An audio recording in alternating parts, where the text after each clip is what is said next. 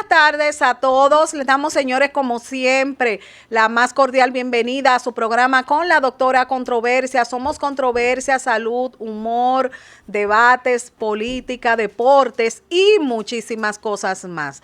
Bueno, señores, miércoles 25 de septiembre, ombliguito de la semana, y vamos a compartir con todos ustedes la frase correspondiente a este día. Cuida a tus padres mayores. Antes ellos se desvelaban por ti. Hoy no pueden valerse por sí mismos. Vida misma. Bueno, señores, el día de hoy nos vamos a un mundo muy complejo, lo relacionado a los mitos de delegar el cuidado del adulto mayor, así como muchas complejidades también que vamos a tocar con la doctora relacionado a este mundo del adulto mayor. El día de hoy nos acompaña nuestra distinguida doctora Cristian Brujan. Ella es médico y es también geriatra, y con la doctora Cristian vamos a tratar un mix de temas relacionados a este mundo, señores, que genera tantas complejidades y por qué no tanto dolor también relacionado a los adultos mayores. Buenas tardes, doctora, ¿cómo está usted? Bienvenida a su casa. Buenas tardes, qué honor estar aquí en esta tarde hablando de un tema tan especial como es los adultos mayores, y qué bueno que hay muchos programas que le encanta hablar y visibilizar este grupo etario. Para mí es un honor.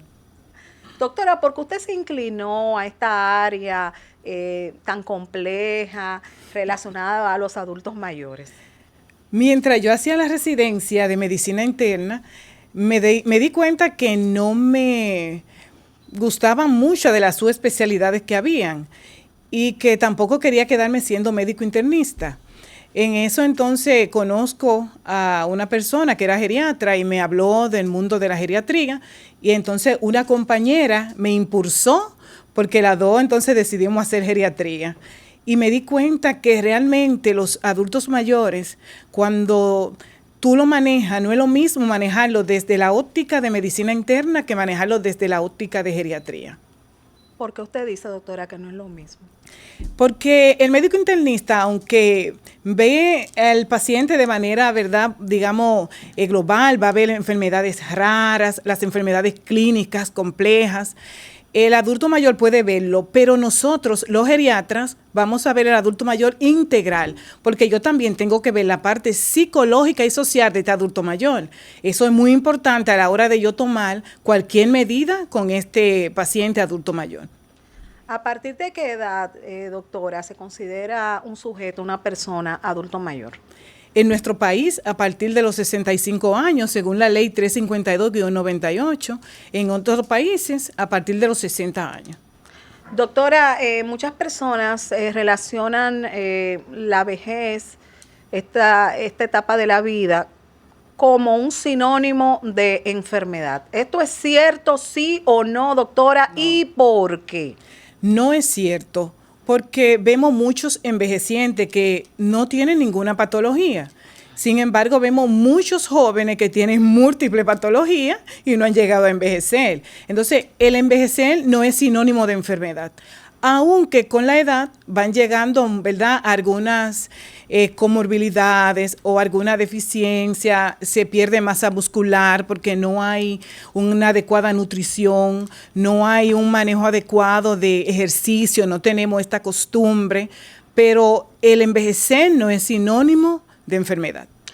Doctor, este mundo relacionado a los adultos mayores tiene muchos mitos, tiene muchas complejidades, tiene muchas controversias. Y un punto que siempre, doctora, me preocupa es que vemos que muchos hijos pues consideran que los padres no tienen ese derecho como a decidir sobre sus cosas, inclusive si quieren, ¿por qué no tener una pareja y hasta casarse, diríamos así, porque son adultos mayores?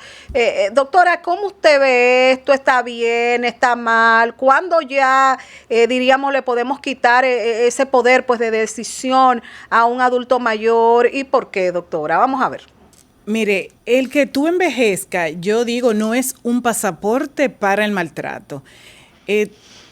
Hay una, ¿verdad?, una cultura en Latinoamérica que se cree que cuando tú envejeces, entonces tú pasas a ser hijo de los hijos y los hijos pasan a ser padres. Y no es así. Ese mito hay que desmontarlo. Si un adulto mayor está cognitivamente bien, puede tomar sus decisiones, puede realizar las actividades básicas de la vida diaria, como vestirse, comer, ir al supermercado, llevar sus cuentas, hacer cierto tipo de actividades, puede tener una pareja, puede volverse a casar, está en todo su derecho. Y eso hay que respetárselo. El que mis padres hayan envejecido, si ellos cognitivamente pueden tomar sus decisiones, entonces yo debo respetar eso. Eso se llama maltrato cuando yo entonces vengo a querer yo dominar a este adulto mayor que está en todas sus funciones mentales adecuadamente. Pero hay gente, doctora, que no deja ni siquiera que ellos cojan el teléfono. Eso es penoso, no lo dejan coger el teléfono, no quieren que hagan nada, quieren relegarlo a una mecedora el día entero. Si el envejeciente, un ejemplo, perdió la pareja que tenía, está solo y dice que quiere tener una pareja, lo tachan de que es un sinvergüenza. Y déjame decirle que la sexualidad no muere a esta edad. El paciente, el adulto mayor es una persona que su sexualidad está intacta. Esos mitos hay que quitarlo. El mito de que este adulto mayor pueda salir a caminar, pueda tener actividades sociales, recreativas, pueda pertenecer a diferentes clubes, pueda unirse a un grupo X. Eso hay que desmontarlo, esos mitos. El que tú envejezcas no quiere decir que ya tú dejaste de existir. Esa es una etapa más de la vida. Doctora, pero entonces usted está abriendo aquí una Pandora de controversias. ¿A qué edad, doctora, se quita el deseo sexual? Vamos a ver. Bueno, hasta ahora no hay una edad per se. Las mujeres, ¿verdad?, tienden muchas veces por los mitos que hay a pensar que ya después que tienen cierta edad ya no pueden, ¿verdad?, sentir placer ni pueden tener actividad sexual o actividad en general. Sin embargo, vemos que los hombres, aún con 90, 95 años, se mantienen activos. Entonces, eso te quiere decir que para la sexualidad no hay edad. Si tú te sientes bien, si quieres realizarla, si tienes con quién, pues perfecto, dale hacia adelante. Nada te lo impide. Doctora, desde su experiencia en este mundo tan complejo de los adultos mayores, ¿cómo usted ve esta partecita? ¿Quiénes aceptan más fácil la edad? ¿Las mujeres o los hombres? ¿Y por qué? Vamos a ver. Bueno, los hombres generalmente la aceptan más. Ay, ¿por qué, doctor? Usted está diciendo que nosotras las mujeres nos quitamos los años, no lo aceptamos. Lo que pasa es que hay como un mito. Hay cierta edad de que tú como mujer ya como que hay muchas cosas que te dicen que tú no puedes. Sin embargo, el hombre sí se le permite y se le aplaude. Entonces yo pienso que eso es una de las causas de que a veces nosotras caigamos en ese plan. Doctora, ¿qué ocurre en ese caso específico en el cual pues ese adulto mayor no se quiere ir de su hogar, no quiere ir a vivir a la casa de un hijo, de un familiar? ¿Cómo usted ve esa parte, doctor? Eso genera muchas controversias. Sí, también. Mucha controversia y mucho maltrato se dan porque hay un poema por ahí que anda de que cuando tú envejeces anda como los monos, que saltando de casa de hijo en hijo y que haciéndole gracias a los nietos, y mucha gente lo han tomado en serio. Sin embargo, no es así. Vuelvo y digo, cuando un adulto mayor cognitivamente está bien, él tiene su casa, él quiere vivir ahí. Tal vez por algún motivo de alguna discapacidad que tenga, no quieran que viva solo. Bueno, pues lo que hay que buscarle a alguien que pueda acompañarlo, si no pueden los hijos o la persona de su entorno. Pero el tú sacar a ese adulto mayor de su casa a la fuerza y recluirlo en otro lugar en contra de su voluntad, eso es un maltrato. Y eso está penado. Y hay, ¿verdad? Ahí está el Consejo Nacional de la Persona Envejeciente, donde ahí te pueden defender, donde tus derechos sí valen y donde ahí te van a ayudar en esa parte y te van a orientar de la mejor manera. Doctora, el hecho de que un adulto mayor ya esté jubilado, ¿esto significa que ya no puede ser productivo? ¿Qué opina? No, al contrario, hoy se está hablando de la economía sirve. Los adultos mayores en los países desarrollados son los que más producen y también en nuestros países, porque nosotros muchas veces vemos que están los adultos mayores, pero los hijos viven de ellos y los nietos. Entonces, ¿quién lleva el dinero a esa casa? Ese adulto mayor. Entonces, el que tú te jubiles no quiere decir que ya tú tienes que quedar sentado ahí, en tu casa, tranquilito, sin hacer nada. Hay múltiples actividades, múltiples cosas que tú puedes hacer y reinventarte. Incluso puedes emprender, que es lo que más se está usando y es lo que más tú puedes hacer como un adulto mayor, crear cosas que tú mismo puedas, un ejemplo, vender cosas, hacer manualidades, pintura, diferentes tipos de cosas en las que tú puedas emprender por ti mismo y ganar dinero. Y no va a estar recluido, triste, sin nada que hacer y como un zapato viejo en una esquina. Me gustó mucho esa parte, doctora, cuando usted acaba de decir zapato viejo en una esquina, porque vemos en países que nos llevan muchísimos años, países ya como la China, por ejemplo, etcétera, que consideran a los adultos mayores como los sabios. Sí. ¿Por qué razón, doctora, hay como esta diferencia tan grande en que algunos ven a alguien pues que ya está en esta etapa diríamos, de adulto mayor, como que ya no sirven, ya no valen para nada? ¿Por qué hay esa diferencia tan grande, doctora? Porque aquí tenemos de nuevo otra controversia. Sí, mire, lo que pasa es que en los países como nosotros, latinoamericanos, venimos de generación en generación pasándonos la costumbre y las ideas. Y entonces no nos sentamos a pensar por qué, no, simplemente lo hacemos.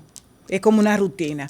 ¿Qué pasa? Que en esos países sí los adultos mayores tienen una importancia capital, incluso son los matrones, los madrones de su casa, se le pide consejo.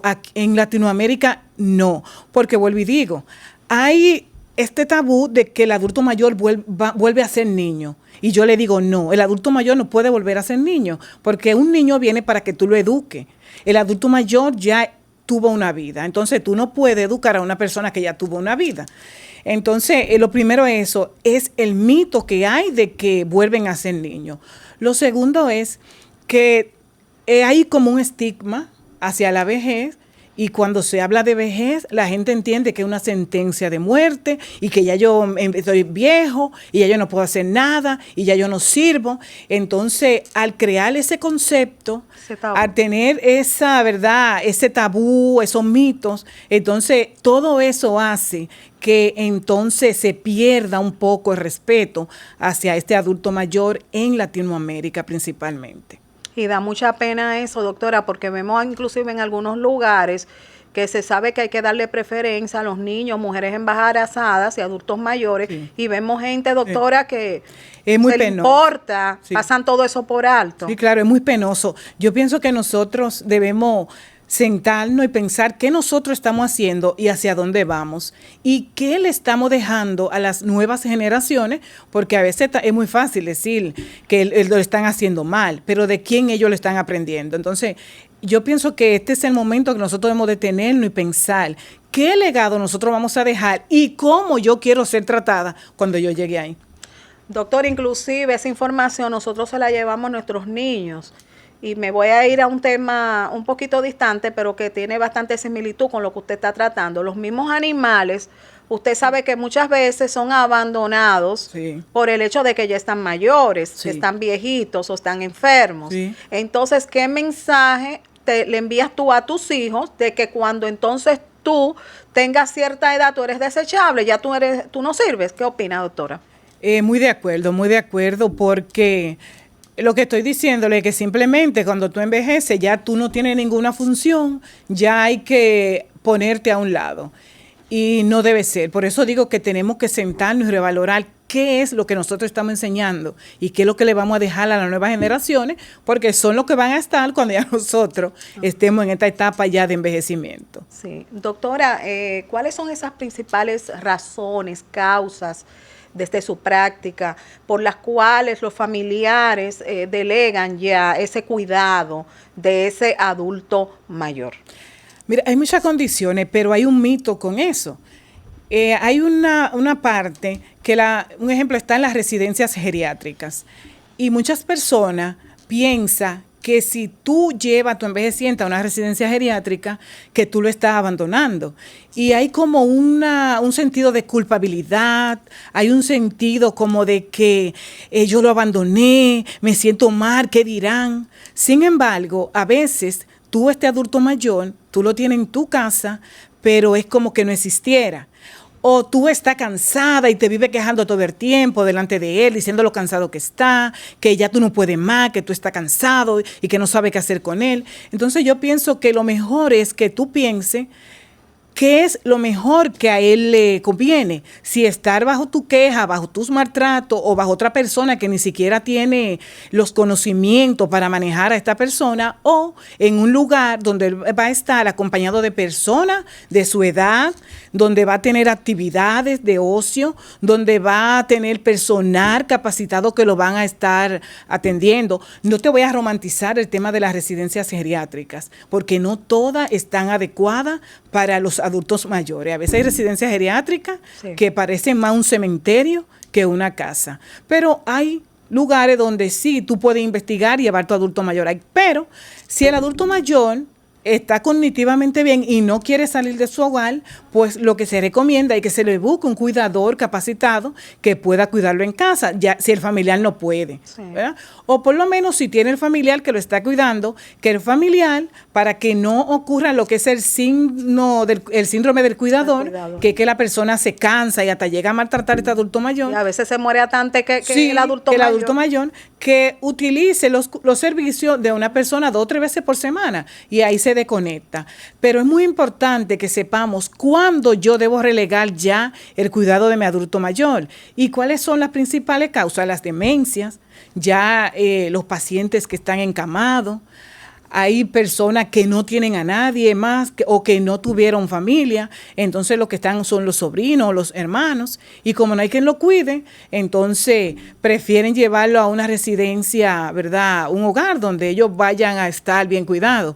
También cuando viven en situación de soledad y ya están en situación, ¿verdad?, de vulnerabilidad, es muy importante que se tomen estos parámetros, pero siempre que el adulto mayor cognitivamente esté bien, hay que tratar ese tema con él. Tú no puedes decirle, yo lo voy a llevar a usted a una residencia y punto. No, tiene que tratar este tema con él. Es muy distinto a un adulto mayor que ya su capacidad mental no es la adecuada. Ya esta es una persona que tú la vas a llevar allí y él no sabe realmente qué está pasando. Entonces ya es diferente. Por eso yo siempre digo, las decisiones con los adultos mayores cognitivamente estables, hay que comunicársela, hay que discutirla con él, hay que ver sus puntos, qué él piensa, porque hay que respetar este adulto mayor, recordando que hoy nosotros estamos de este lado, pero mañana vamos hacia allá. Usted sabe que, doctora, que un caso que yo conocí de una persona que tenía buenos recursos económicos y esa persona se dedicó a hacer unas ayudas mensualmente a un lugar donde estaban los ancianos. Luego de eso, con los años, ella decidió que se le guardara un espacio en ese lugar para ella estar ahí, para ella descansar ahí sus últimos días, teniendo sus hijos. Sí. Pero los hijos no estaban como de acuerdo con la decisión de su madre. ¿Cómo usted ve ese punto? Ella estaba cognitivamente bien, tomó su decisión y hay que respetársela. Yo siempre le digo a los pacientes que es bueno que escribamos nuestra voluntad con tiempo, porque cuando yo escribo mi voluntad, cuando yo la notarizo, eso hay que respetarlo, porque eso fue lo que yo decidí cuando yo tenía la capacidad de tomar decisión. Lamentablemente hay decisiones que a los hijos no nos gustan, pero hay que respetarla, vuelvo y digo, y más cuando un adulto mayor está en su capacidad de tomar esas decisiones. Porque, fíjate una cosa, yo tomo mis decisiones y tal vez mis padres no estén de acuerdo, pero me las respetan, entonces yo tengo también que retribuir esa parte igualito. Lo que pasa, doctora, que ahí está el muro que usted acaba de romper aquí con nosotros, y es que muchos piensan que ellos no tienen ese derecho de decidir qué quieren hacer con sus vidas. Es penoso, y principalmente con la economía hay muchos abusos con los adultos mayores cuando envejecen con su dinero. Yo a veces me sorprendo cuando yo veo personas que me dice que no compra los medicamentos, que no puede pagar una consulta. Yo le pregunto, ¿y usted tiene una pensión? ¿De qué usted vive? Sí, yo tengo una pensión, pero la maneja mi hijo. Pero ese dinero es para ese adulto mayor, Sí. o que trabajó o que ahorró. Eso le pertenece a él. Entonces, yo como hija no puedo venir a lucrarme de eso ni a tomar decisiones como que ese dinero es mío. Y ese es un problema que se da mucho a nivel de los adultos mayores, el abuso económico. Hay adultos mayores, por ejemplo, que les gustan jugar su numerito para entretenerse, Sí. su loto y su cosita. Y hay hijos que no, eso es un no. Ya usted sabe de aquí al cielo. ¿Qué usted opina, doctora? Esa es su vida, vuelvo y digo. O sea, esas son rutinas que él ha venido adquiriendo a través del tiempo y ahora no se las vamos a quitar. Por eso es que yo estoy muy en contra de cuando un adulto mayor está muy bien allá en su pueblo. Él trabaja, conoce a los vecinos, camina, prepara sus alimentos. Si tiene un ejemplo, el conuco, va al colmado. Sí. Y los hijos, como consiguen, ¿verdad?, algún bien material, lo traen aquí y lo encierran en un apartamento, 4 paredes. ¿Qué pasa con este adulto mayor? Se deprime, se desorienta, porque tú le quitaste lo que él tenía. Entonces, yo siempre le recomiendo, usted lo trae y dura una semana con él, luego lo lleva y lo va dejando que él vaya decidiendo si él, por qué tiempo él va a querer, si él quiere venir, gradualmente lo va a ir haciendo, pero no de golpe. Nunca nada ha funcionado de golpe, porque al contrario, no hace más mal que bien. Hay personas inclusive que ya no quieren que ellos trabajen. En algunos momentos, doctor, uno escucha que dicen, ¿y que usted está diciendo que ya yo no sirvo? Exactamente, por eso hablamos de la economía sirve. Hoy se ha visto que los adultos mayores son personas funcionales, son capaces de producir, son capaces de ganar muchísimo, ¿verdad? Ganan títulos, ganan campeonato. No es un secreto. Y vemos ahí la historia de cómo personas ya cuando llegaron a sus 60 y pico han logrado cosas grandes. Entonces, este no es el momento para tú decirle a tu adulto mayor que ya para él todo acabó y que él debe dejarse tomar las decisiones como tú la digas y como tú lo hagas y punto. No es así, porque se ha perdido mucho ese respeto. Esos mitos debemos desmontarlo y saber que los adultos mayores son personas igualitas que tú y que yo y que tienen tanto deberes como tienen derechos, y eso hay que respetarse. Doctora, dentro de esa práctica que usted tiene en esta área tan interesante, ¿cuáles son esos desafíos que usted observa que más se presentan entre ese entorno familiar, dentro de ese entorno familiar, relacionado a lo que sería la delegación de para dónde pues va el adulto mayor? Mira, los desafíos más grandes son, lo primero es que no se le pregunta al adulto mayor qué es lo que él quiere. Incluso el adulto mayor va a la consulta y a veces el hijo piensa que el que va a hablar es él. Entonces yo tengo una cosa, yo le digo, mire, aquí la consulta es de él. Quien habla aquí es él. Si yo necesito algo que usted me corrobore, pues yo le pregunto a usted. Si eso alante de usted, ya usted sabe. Exactamente. Otra cosa es que algunos están de acuerdo en una cosa, otros no están de acuerdo. Y mientras se ponen de acuerdo, quien sufre es este adulto mayor con las decisiones que hay que tomar en torno a él. Entonces, me encuentro mucho con los abusos de todo tipo, pero en especial los abusos psicológicos, económicos y físicos. Porque a veces este adulto mayor se le deja a un nieto al cuidado, porque la mamá, la hija de ese adulto mayor o el hijo salen a trabajar y lo que se quedan en la casa son los nietos. Pero los nietos piensan que es como ellos dicen, porque es lo que han visto. Usted va a comer ahora, usted se va a bañar ahora, usted va a hacer esto ahora. Y especialmente estos pacientes que tienen deterioro cognitivo. Ay, y llegan entonces a lo que es el maltrato físico, verbal, psicológico.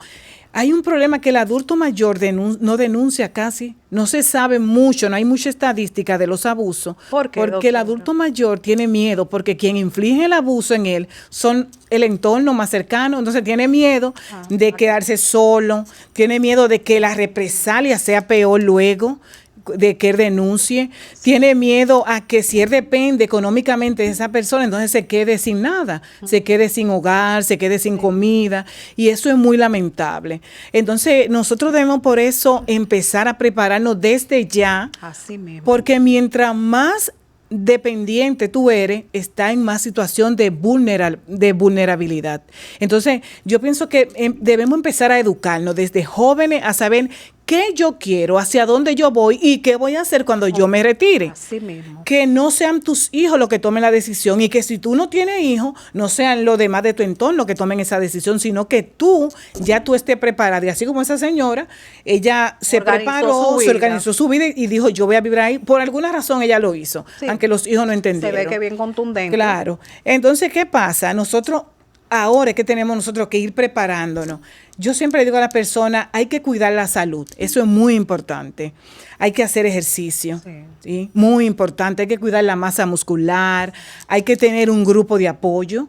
Hay que tener amigos, hay que tener, ¿verdad? Un entorno social, sí, ya sea de una iglesia, ya sea del grupo que tú quieras, pero tiene que tener ese grupo de apoyo, porque luego los hijos crecen y se van. Los sobrinos tal vez que estaban en todo tu entorno, que tú siempre viste y no tuviste hijos, también hacen su vida.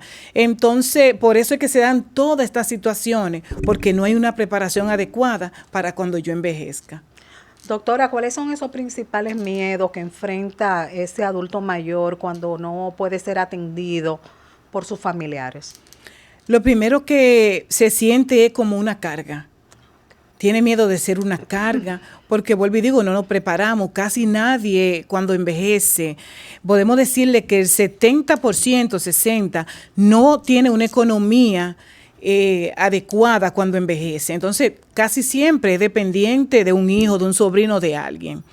Entonces, tiene miedo a quedar en situación de desamparo.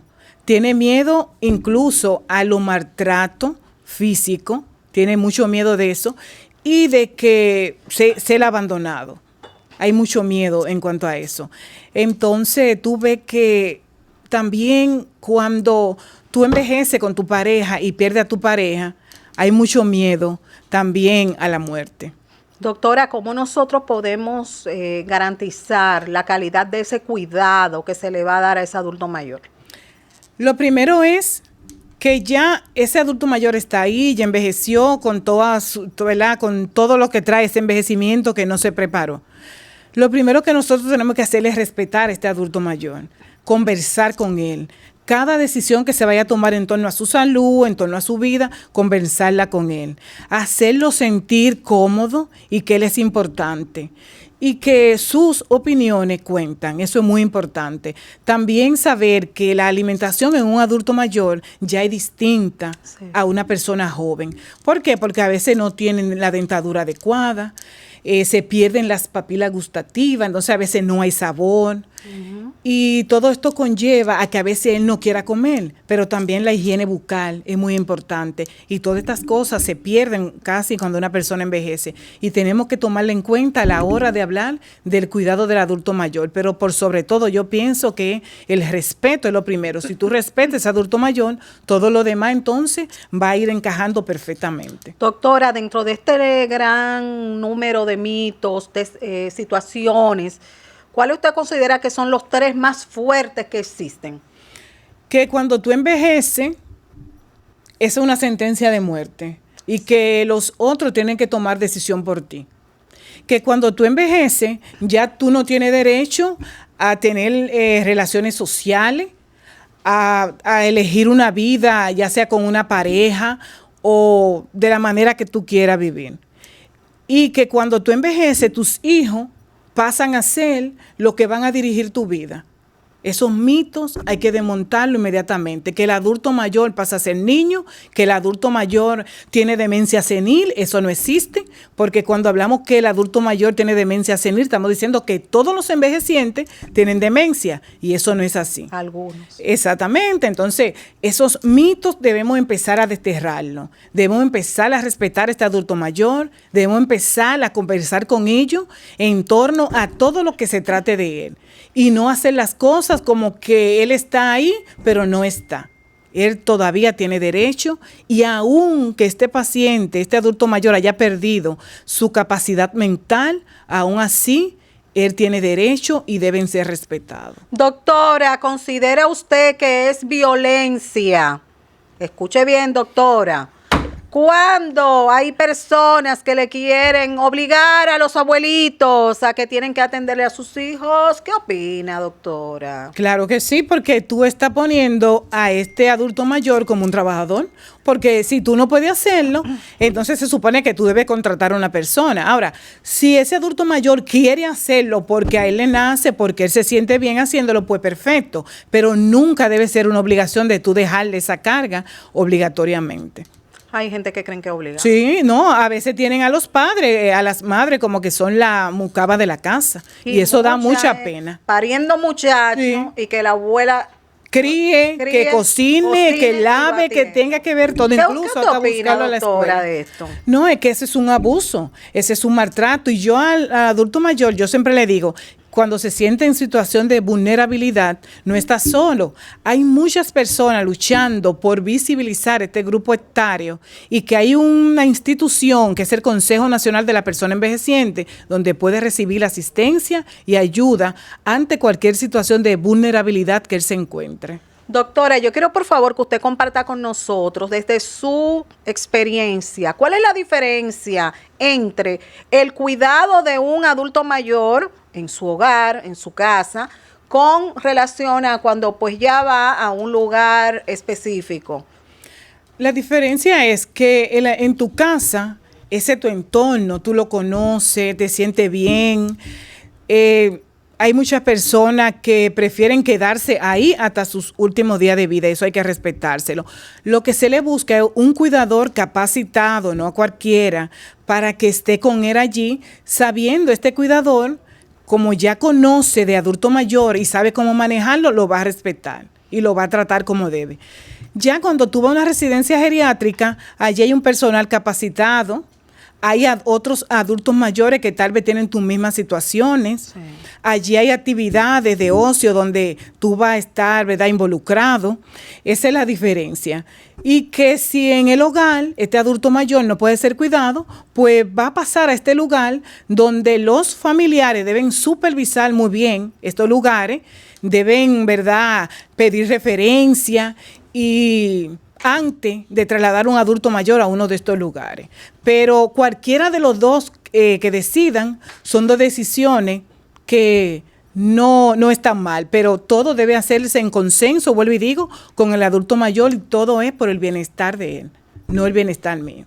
Doctora, ¿cómo usted considera que como sociedad nosotros podemos disminuir o reducir estos estigmas, estas etiquetas relacionadas a lo que es el mundo del adulto mayor?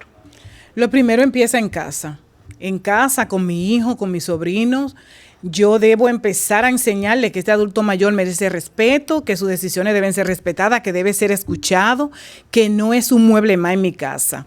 En las escuelas debemos empezar también a trabajar esa parte y empezar a unir un poco esas brechas generacionales, enseñarle a los adultos mayores que ellos pueden compartir con los jóvenes, porque los jóvenes pueden enseñarle tecnología, las cosas nuevas de ahora, pero el adulto mayor le va a enseñar su experiencia y su historia. Así que es muy importante. Sí, es muy importante. Doctora, usted compartió ahorita con nosotros un punto muy interesante que fue lo relacionado a esa parte de la pareja, ¿verdad?, del adulto mayor y cómo nosotros debemos de prepararnos para esta etapa de la vida, que es llegar a la adultez, ¿verdad?, de manera ya de como persona mayor. Doctora, así como usted dice que tenemos que prepararnos, debemos de tomar en cuenta cuál es esa persona que me está acompañando en una etapa que no es la adultez, para luego analizar, estoy sí o no con la persona correcta para vivir, pues ya diríamos, esta etapa con tantas complejidades como es la etapa de adultez o de adulto mayor, por favor. Claro que sí. Una de las condiciones para envejecer es una compañía, o sea, tu pareja. Por eso entonces, a tiempo tú debes revisar si con esa pareja es que tú vas a envejecer, si se están dando las condiciones que van a llegar, ¿verdad?, ya a ese final acompañándose. uno a otro, porque ya cuando los hijos se van, cuando solamente son ustedes dos, hay muchas cosas que nosotros podemos hacer que en la cultura a veces como que pensamos, no, ya yo estoy retirado, yo estoy jubilado, ya yo no tengo nada que hacer.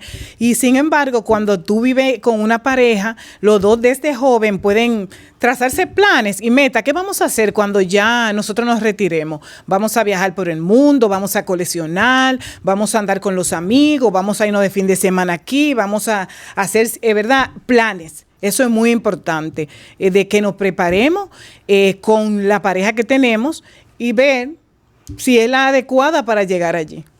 A mí me preocupó mucho una parte, doctora, que usted compartió con nosotros relacionado a que la mayoría de adultos mayores no denuncian esos casos en los cuales están siendo susceptibles de violencia física, de violencia emocional, psicológica, etcétera. Y hasta sexual. Y hasta sexual, sí, doctora. ¿Qué usted le recomienda a un adulto mayor que quizás pues en este preciso momento nos está mirando aquí en casita? ¿Qué usted le dice, doctora? Vamos a ver. Yo quiero decirle que no está solo, que no está olvidado, que hay instituciones que están velando por ti. Y vuelvo y te repito, el Consejo Nacional de la Persona Envejeciente, el CONAPE, que está aquí ubicado en la calle Santiago, puede googlear o pedirle a alguien que te busque el número y llamar y decirle la situación en la que tú estás viviendo, y esa persona van a hacer una cita, van a visitarte y van a comprobar tu situación y van a ofrecerte ayuda. Así que no estás solo, no calles, tú no tienes por qué estar obligado a hacer cosas que tú no quieres. Tu economía, tú puedes manejarla, tienes derecho a salir, tienes derecho si necesitas una pareja, tienes derecho a lo que tú creas que dentro, ¿verdad?, de tu condición está, a realizarlo, tú puedes hacerlo. No puede ningún hijo decirte ni nadie que por tu edad tú no puedes.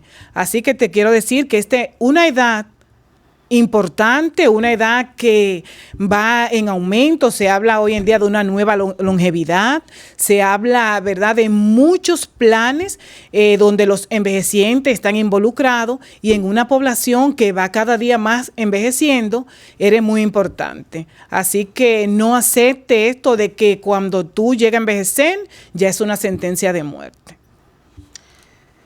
Doctora, en muchos países hay mucha protección a nivel general del Estado, una vejez garantizada. ¿Cómo usted ve esa parte aquí en RD? Se está trabajando. Yo creo que se ha tratado de hacer un trabajo desde las políticas públicas, pero falta mucho. Falta mucho porque falta mucha educación, falta que nos involucremos todos, porque a veces también pensamos que solamente es el Estado. Sin embargo, los actores deben ser de todas las partes. La sociedad civil debe involucrarse en todo esto, pero también la parte empresarial privada debe involucrarse. Y entonces, cuando todos aportemos nuestro granito de arena y visibilicemos esta población tan vulnerable, entonces va a ser mucho mejor cuando reconozcamos que nosotros ya estamos de este lado, pero mañana yo voy hacia allá. Y cómo yo quiero que esté el panorama cuando yo llegue allá. Doctor, usted sabe que en esta etapa hay muchas pérdidas, muchos duelos se viven. ¿Cómo manejar en ese punto, ustedes de esa experiencia como geriatra, cuando estamos con un adulto mayor que ha pues recibido, vamos a decir, pérdidas múltiples de seres queridos en esa etapa? Sí, eso es así, porque ya cuando llegamos a esta etapa se empiezan a perder los amigos, los hermanos, de tu entorno, a veces también hasta hijos se pierde, que se pierde tal vez la pareja. Entonces hay múltiples duelos juntos y la persona a veces no sabe cómo sobrellevarlo. Y a veces entra en una depresión silente y a veces lo vemos que no quiere salir, no quiere hacer ningún tipo de actividades, y entonces empiezan las críticas. No, que tú no quieres salir. No, que tú no quieres hacer esto. Hay que buscar la forma de cómo yo involucro a este adulto mayor, cómo yo lo hago sentirse cómodo, cómo yo lo hago que se olvide un poco, porque él sabe él sabe que él va hacia allá también y eso le preocupa. A todos nos preocupa, ¿verdad?, de una forma u otra la muerte, pero a los adultos mayores más, porque son la persona que más envejecen. Y entonces envejece, todo tu entorno como que se va desapareciendo y eso es muy doloroso.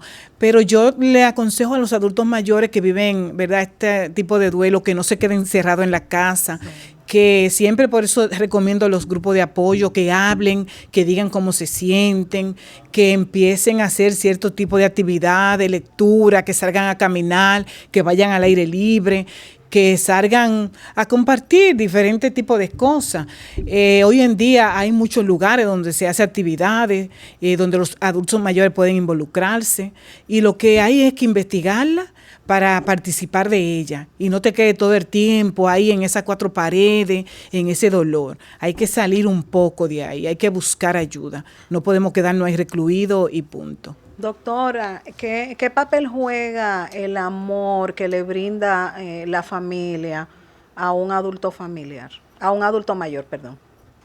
Eso no tiene precio. El amor que una familia demuestra por su adulto mayor se traduce en respeto, se traduce en consideración, y entonces no necesita más de ahí este adulto mayor, porque cuando tú lo respetas, cuando tú lo amas, cuando tú lo escuchas, cuando tú lo valoras, cuando tú sacas ese tiempo para compartir con él, cuando tú lo involucras en las actividades, esto es muy importante. Incluso las personas con demencia pueden olvidarse de todo, pero nunca se olvidan del amor y del respeto que tú le das. ¿Qué consejo, doctor, usted puede compartir con aquellas personas que en estos momentos están asumiendo el cuidado de sus padres, de sus adultos mayores? Mi consejo es que a veces los cuidados de una persona, no vamos a negarlo, los cuidados de un adulto mayor, y más si está en situación de dependencia total, son muy costosos. Y nosotros sabemos que el 70% o 60% de los hogares dominicanos tienen una economía informal. Entonces, a veces se torna cuesta arriba ese cuidado, porque generalmente en los hogares quien cuida es la mujer, generalmente. Sí. Esta mujer o se quedó sola o tiene otras responsabilidades, tiene su esposo, tiene hijos, trabaja, y aún así tiene que cuidar a sus padres. Yo le aconsejo que hay instituciones públicas donde puede tocar la puerta y para ver qué mejor opción le dan, qué ayuda puede obtener para que pueda aliviar un poco esa carga, porque no es fácil manejar una persona que sea totalmente dependiente de ti. Pero tenemos que aprender a delegar. No puedo yo sola tirarme toda esa carga arriba, porque a la larga voy a terminar maltratando a ese adulto mayor y en vez de hacerle bien, le voy a hacer mal. Entonces mi consejo es ese, que piense hasta dónde yo puedo llegar y qué yo puedo hacer y empezar a tocar esas puertas para buscar esa ayuda, a ver de qué forma te es más llevadero ayudarte con ese adulto mayor totalmente dependiente. Vemos muchos casos, doctora, de cuando hay varios hijos o una hermana, un hermano, que solamente le tiran la situación a uno solo. Los demás se desentienden, nadie tiene tiempo, etcétera. Doctora, ¿qué debe de hacer esa persona que está asumiendo esa responsabilidad que se supone que debe de ser compartida? Hasta en las mejores familias. Hasta en la mejor. Eso es increíble, familia. Que tú te sorprendes que una sola persona es el que se encarga de todo. Y cuando tú preguntas, ¿y cuántos hijos tiene? 7 hijos. Ok. ¿Y los demás? No, que están ocupados, tienen su vida. Yo pienso que esto es una responsabilidad de todo. No puede ser una sola persona. Si una persona cuida, también no puede buscar la parte económica. Entonces, también esa persona no puede hacer todo el tiempo, lo que este adulto mayor conlleva. Entonces, eso hay que dividirse, esa responsabilidad. Entonces, si una persona está asumiendo sola ese compromiso, tiene, ¿verdad?, dónde ir para obligar a esos hijos a que puedan ayudar. Lo que pasa es que como la persona no lo hace, entiende, no, esto es República Dominicana, esto no pasa, pero sí, esos otros hijos deben involucrarse en ese cuidado de una manera u otra. Doctora, pero muchas veces la persona que asume esa responsabilidad lo que teme es, porque ve que no nace del corazón de la otra persona o de los otros hijos, no solamente hablaríamos ya del cuidado per se, también del amor, de la forma que lo trate. Exacto. Entonces prefiere por esa razón muchas veces asumir la responsabilidad. Sí. ¿Qué hacer, doctora? Porque entonces cuando llega la hora que parten la persona, hemos visto muchos casos también que son los primeros que buscan su herencia. Sí, por eso vuelvo y digo, por eso es que yo pienso que aquí es que debemos nosotros pensar y aquí es que debemos intervenir. Antes de llegar a esa situación es que yo debo escribir las voluntades para yo estar clara, que todo quede claro cómo yo quiero que las cosas se hagan, con quién yo me quiero quedar o cuál es el hijo que me cuida, cómo se van a dividir esos bienes. Y todo eso es muy importante porque eso se da mucho el caso. Que un ejemplo, un solo es el cuidador, el que se encarga de todo, esa persona fallece, entonces vienen todo lo que son, que le pertenece a buscar ahí una herencia, pero nunca pasaron por ahí y nunca le interesó hacer nada por este adulto mayor, que era el dueño, el que dejó esa herencia. Qué difícil. Y ese es un dilema muy difícil, son situaciones que tú a veces no sabes ni qué hacer y tú dices, yo ni sé ni qué decirle, porque ¿qué le digo? Son situaciones de verdad que somos nosotros, ¿verdad? Ahora, en este momento, lo que debemos escribir es esa voluntad de que yo quiero que se haga con lo mío, que yo quiero que se haga con mi vida, que yo quiero que se haga, notarizarlo. Y eso automáticamente cualquier juez lo va a respetar, porque esas fueron tus voluntades que tú escribiste mientras estaba cognitivamente bien o mientras estaba en vida. Y eso hay que respetarlo. ¿Considera usted, doctora, que nosotros los dominicanos tenemos esa forma de organizarnos en esos niveles, en nuestro final? No, lamentablemente. ¿Por qué, doctora? Porque usted se ríe, se ve un poquito de agua, como que me gustó. ¿Por qué usted dice que no estamos acostumbrados a esto? No estamos acostumbrados, porque pensamos, lo primero es que no sentamos a pensar, a prepararme para ese envejecimiento. ¿Qué yo quiero hacer cuando yo me retire? Porque hay un momento en el que tú tienes que retirarte. Sí. Aunque tú no te vas a retirar para sentarte en tu casa, tú vas a hacer otra cosa, pero tú vas a salir, un ejemplo, si tú eres maestro, tú no vas a ser maestro la vida entera.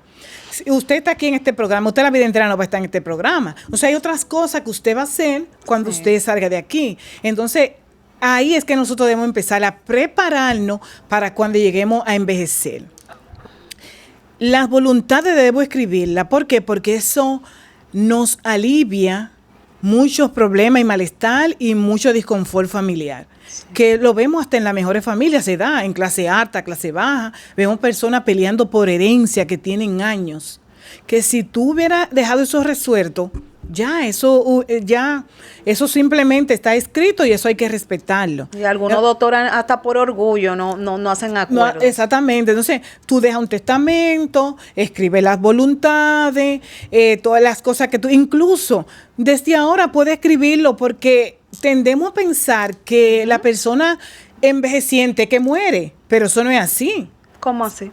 El envejeciente no es solamente el que fallece, las personas jóvenes también mueren. Entonces, nosotros vamos relegando y pensando, ahora no, yo no voy a partir ahora, no me va a llegar ese momento, es lo que pensamos. Yo todavía estoy muy joven. Y lo grande, doctora, que la muerte es impredecible, que no sabemos cuándo, dónde, a qué hora, nada. Ni cuándo es. Entonces, por eso yo digo que desde ahora, desde que tú tienes ya tu cierta edad, que ya tú tienes conocimiento, que ya tú tienes personas que dependen de ti, que ya tú tienes cierta economía, ya tú debes pensar en hacer este tipo de cosas. Y así, a medida que va pasando el tiempo, hay cosas que tú vas a añadir, va a ir cambiando, pero están ahí escritas. Sí. Que simplemente va a ir añadiendo, va a ir cambiando. Si entonces llegaste hasta allá, 90 años, pues qué bien que llegaste hasta allá. Pero todo está escrito, todo está conversado entre familias, todo está acordado. Y si hay alguien que no quiere cumplir ese acuerdo, lamentablemente tiene que cumplirlo porque ya se quedó escrito. Entonces debemos empezar a tomar esa costumbre de los países desarrollados. Organizar. Los países organizados se deja escrito ese testamento, esas voluntades bien claras establecidas. y eso hay que cumplirlo. Entonces, si nosotros como dominicanos empezamos a prepararnos, ¿qué yo voy a hacer cuando yo envejezca? Sí. ¿Cómo yo voy a cuidarme? ¿Cómo yo voy a intervenir en mi salud? Sí mismo. Yo debo hacer ejercicio, debo dormir bien, debo buscar mi grupo de apoyo, Así. debo hacer esto, debo vacunarme, debo levantar pesa, porque hay que hacer ejercicio de fuerza y resistencia para mantener la masa muscular. Y voy a escribir las cosas que yo quiero que hagan, voy a hacer mi testamento. Eso debe volverse una costumbre. Nosotros vamos a ver que las demás generaciones van a ir también avanzando, porque las generaciones van haciendo lo mismo que van viendo a lo que van delante. Sí. Entonces es muy importante que nosotros aprendamos a tomar esta parte muy en serio, porque es muy importante. Demasiado. Mire, doctora, ya yo tengo resuelto mi cementerio y la funeraria. ¿Qué usted opina? Bueno, ya tiene algo resuelto, pero hay que resolver para la vida también. Porque usted tiene eso resuelto y si dura 30 años más. Entonces hay que resolver la otra parte. Todo. Claro. Doctora, ¿cuáles son esas claves que usted puede compartir con nosotros, que debemos de tomar en cuenta a la hora que estamos pues asumiendo pues lo que sería pues ese cuidado del adulto mayor? Bueno, yo pienso que lo primero es ejercitarnos. El ejercicio es muy importante. Si tú tienes alguna comorbilidad, cuidar que esa enfermedad se mantenga en control, haciéndote chequeos rutinarios, cada 6 meses por lo menos visitar a tu médico. Sí. A partir de los 40 años siempre debes realizarte tu mamografía. Sí. Cada año debes realizarte tu Papá Nicolau, porque hay que hacer la detección. Si se hace prevención, es lo más importante. Prevenir es mejor que curar. Sí. Si nosotros empezamos a tener un estilo de vida balanceado, una alimentación adecuada, teniendo, ¿verdad?, tomando el tiempo de ocio que me corresponde, descansando, saliendo de vacaciones con mi familia, y yo no tengo que irme de viaje para yo salir de vacaciones. Yo puedo hacer unas vacaciones con mi familia en un fin de semana, trasladándome a uno de estos pueblos que nosotros tenemos tan bonitos, lindísimo, yendo, asistiendo a la playa, pasándome un día en uno de estos parques tan, ¿verdad?, que nosotros tenemos. El caso es que nosotros aprendamos a tener prioridades en nuestras vidas, que aprendamos a que no todo es trabajo, a que no todo es un manejo de estrés constante, porque el estrés es uno de los causantes, ¿verdad?, de múltiples patologías. Entonces, si nosotros aprendemos a manejarnos de esa forma, teniendo un estilo de vida equilibrado, empezando desde joven a cuidarnos, eliminando lo que son las cosas nocivas de nuestra vida, como son los cigarros, el exceso de alcohol, todas esas cosas son muy importantes. La juca. Eso es otro tema. Es otro tema. Eso está explosivo, doctora. Sí, pero vamos a decirlo por ahora: el cigarro, el exceso de alcohol, más light, ¿verdad, sí, doctora? La alimentación correcta, y también tú saber que tienes que tomar tiempo para ti como persona, tú, personal, fuera de ese entorno familiar, de ese entorno de trabajo, que tú tomes espacio para ti, para meditar, si tú quieres leer un libro, si tú quieres salir a dar un paseo, pero tú reencontrándote contigo, pensando qué cosa yo estoy haciendo, cómo yo debo mejorar, qué cosa yo me estoy sintiendo, qué cosa yo debo intervenir ahora. Todas esas cosas son muy importantes para yo cuidarme hacia este camino de envejecer. Doctora, ¿debo de poner a los demás por encima de mi felicidad? ¿Qué opina? Porque vemos muchos casos de personas que no tomen ciertas decisiones en su vida ya con cierta edad, porque tienen primero que esperar que el hijo se case, que después que pase esto, que pase lo otro, que consiga un trabajo. ¿Cómo usted ve esa parte cuando alguien se pone detrás y trata de que todo su entorno esté en forma correcta? Nunca lo vamos a lograr. Nunca vamos a lograr que las cosas lleven un esquema así como yo lo elaboré. Muy difícil que las cosas se den tal como yo lo escribí. Entonces yo digo que hay que tomarse vacaciones de a minuto.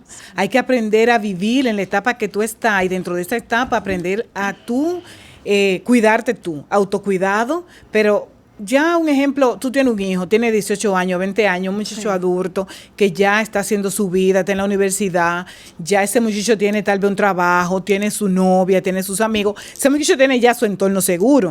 La que tiene que cuidarte ahora eres tú y buscar este grupo de apoyo, porque también a veces no aferramos tanto a los hijos, a la familia, y yo entonces no hago una vida, yo, ¿verdad?, de autocuidado, de yo autoanalizarme. Entonces ya cuando estas personas vuelan, hacen su vida, entonces yo aquí me deprimo, ahí yo quiero vivir llamando a este hijo, a esta hija, porque tiene que venir aquí a rescatarme. Es muy importante que tú sepas que tu cuidado tú no puedes relegárselo a nadie. Y en muchos casos, doctora, ni siquiera tienen que volar yéndose de ahí, estando al lado de uno hace rato que están volando. Pero hace mucho rato. Porque hay veces que yo veo que tú llegas a una casa así mismo, y los hijos están ahí, pero ni siquiera se ven con los padres, tienen su mundo aparte.